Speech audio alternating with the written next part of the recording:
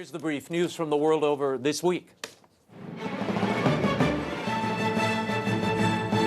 After more than a week of intrigue and debate, Republican presidential candidate Donald Trump revealed his immigration plan, highlighted by his longtime vow to build a wall on the southern border and have Mexico pay for it. Trump said those in the United States illegally must leave the country. In Phoenix on Wednesday, a fiery Trump summed up his immigration plan as an America First policy that makes the well-being of American citizens the first consideration of any proposal.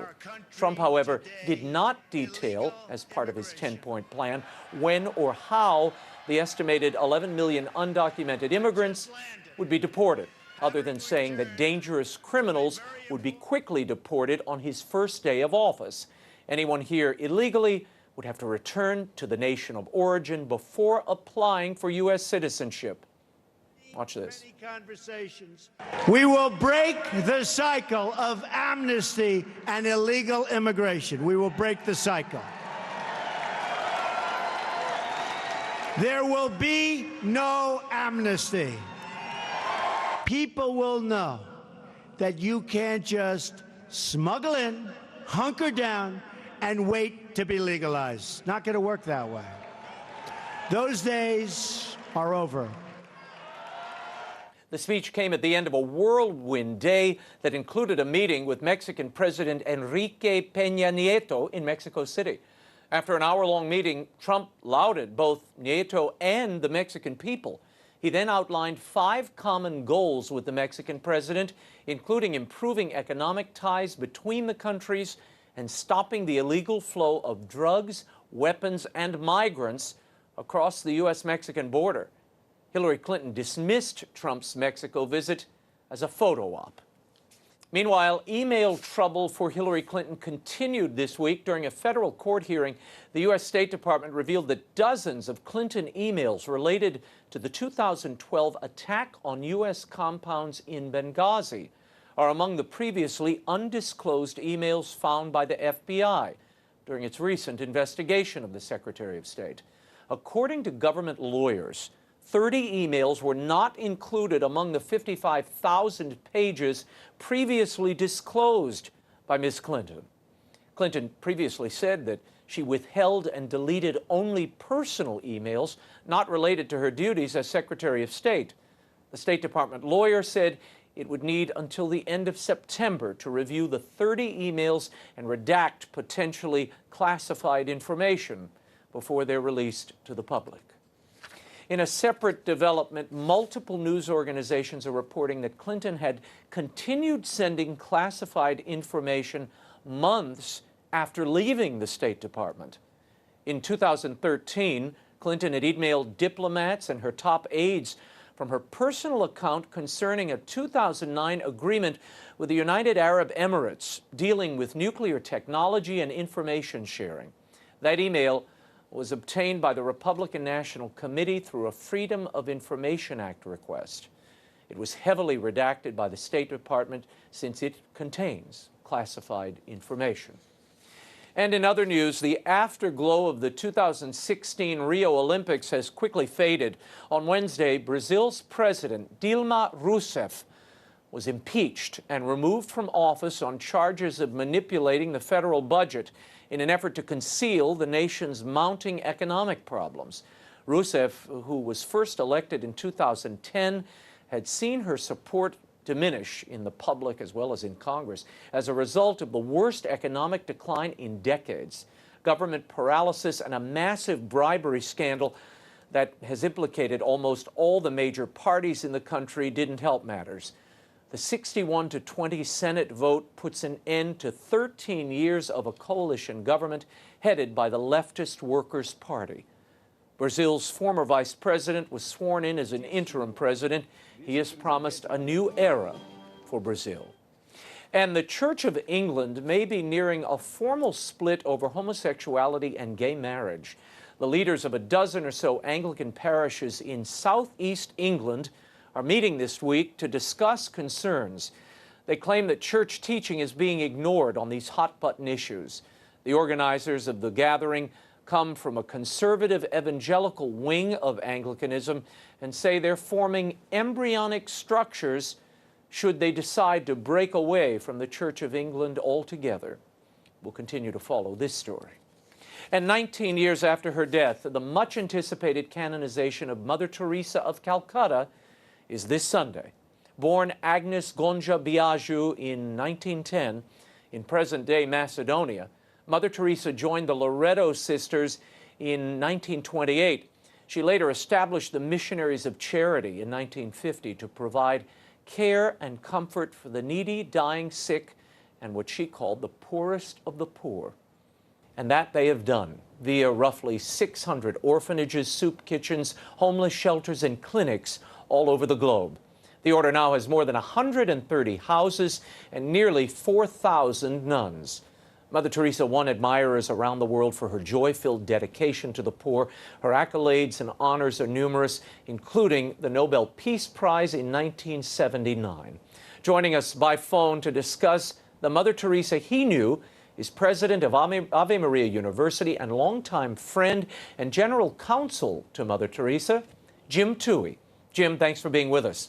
Thanks for having me on, Raymond. You worked closely with Mother for the last 12 years of her life. We hear a lot about the dark night of the soul that she experienced for about 50 years, a period of doubt, of darkness.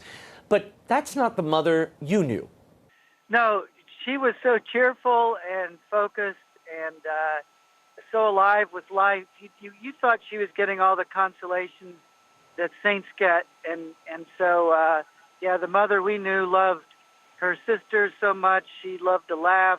She was very serious, but also very cheerful. And I think when we discovered later that she had all these trials in her life and this inner darkness, it was a shock because she never talked about it and she sure didn't act like it. No. The occasions I met her, I mean, my wife and I met her once, and I have a memory, you know, when she would leave, all the sisters would pray to a statue of Our Lady. They'd focused on that statue, and my wife was standing in front of the statue and didn't realize it. So then she turned her back, and Mother Teresa grabbed the back of her hair and kind of pulled her aside, and there's a very sweet, you know, they had a sweet exchange. She never seemed moody, dark, worried. Now, you were on your way to Rome, Jim, and you have a special announcement to make. You're actually part of this canonization Mass.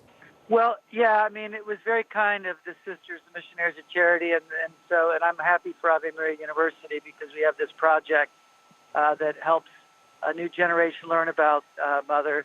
And so, yeah, they asked me to do the first reading at the Mass, so I'm praying that I can just stay focused on reading from the Book of Wisdom and not sit there and think about how unworthy, and also just what a big place to be doing a reading. Well, she was incredible. Tell us briefly about the Mother Teresa project at Ave Maria and how you think she should be remembered.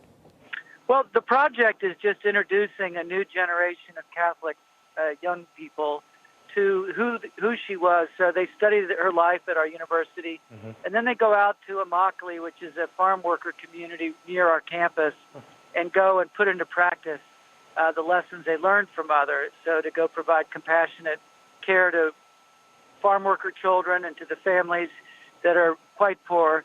And we hope that, the project's going to introduce them to Jesus in his disguise of the poorest of the poor and change their lives. You know, Raymond, when Mother went home to God, some of our freshmen weren't even born, and the rest were just toddlers on our campus. And so, to see a new generation discover who Mother Teresa was and really be inspired by her, that's the point of the project, and we were very fortunate Calcutta gave us permission to do Well, this Jim project. Toohey, thank you for the time. We'll be watching you at the canonization. EWTN will be carrying it live. And, of course, we'll have more on Mother Teresa with the postulator of her cause for canonization later in the show. Thanks, Jim. Thanks, Raymond. And there is more innovation from Pope Francis in Rome. This week, the Holy Father added care for the environment to the Church's long-standing canon of spiritual and corporal works of mercy. The Pope made his proposal in his message for the 2016 World Day of Prayer for the Care of Creation. It is entitled, "Show Mercy to Our Common Home." In it, he said he usually thinks of works of mercy individually, or we do, and in relation to a specific initiative: hospitals for the sick, soup kitchens for the hungry, shelters for the homeless. However, when we look at the works of mercy as a whole, the Pope said, we see that the object of mercy is human life itself and everything it embraces. These themes were part of the Pope's encyclical on the environment. I guess you could call this recycling. And Pope Francis has once again made sweeping changes to the Vatican bureaucracy this week. On Wednesday, he announced the institution of a new department for promoting integral human development. Cardinal Peter Turkson of Ghana has been appointed its first prefect. The new super dicastery is the result of the merger of 4 existing pontifical councils: Justice and Peace, Pastoral Care of Migrants and Immigrants, Cor Unum, and Pastoral Care of Health Workers. In an unprecedented development, Pope Francis himself will personally oversee the new office's efforts on behalf of migrants and refugees. The dicastery will begin its work on January 1st, 2017. And Pope Francis met with yet another tech CEO this week. Facebook founder and billionaire Mark Zuckerberg, along with his wife Priscilla Chan, met with the Pope at the Vatican on Monday. The two discussed how to use communication technology and social media to ease global poverty and promote hope. Zuckerberg didn't come empty-handed. He presented Pope Francis with a model of Facebook's solar-powered internet drone, which is designed to bring internet access to areas of the world lacking connectivity. In 2014, Pope Francis called the internet a gift from God that offers immense possibilities for encounter and solidarity. The meeting with Mr. and Mrs. Zuckerberg marks the 4th time the Pope has met with a major technology leader this year. And finally, a moment of grace amid the quake devastation in Italy. A cherished image of the Virgin Mary was recovered from the destroyed Sant'Agostino Church in Amatrice. The image of the Madonna of Fileta, the town's patron saint, was found Tuesday among the rubble near the church. Parish priest Father Savino de Amelio held up the artifact with tears of joy in his eyes after it was recovered. Firefighters, meanwhile, were continuing their efforts to recover religious artworks as well as relics from collapsed churches across the quake zone. The 6.2 magnitude earthquake struck in the middle of the night on August 24th and killed nearly 300 people. Pope Francis has offered his prayers and solidarity, and he's promised to visit the region soon. And as school begins and the summer ends, what could be better than some engaging audiobooks for the whole family? I'm giving away several copies of Will Wilder, The Relic of Perilous Falls, and Mother Angelica audiobooks. All you have to do to qualify is email, tweet, or Facebook me a photo of you, your family, or friends reading one of the books. You can also send a video telling me what you think of them. Of course, I hope it's positive, because then you won't win. I'll select winners in a few weeks and send you autographed audiobooks. The email address is raymond@raymondarroyo.com, raymond@raymondarroyo.com. Write audiobook in the subject line. Remember to include your address along with the photo or video so I know where to send the audiobook. The details are at raymondarroyo.com. And you can go to a bookstore or library if you don't have a copy of the book and just snap a picture. I won't know.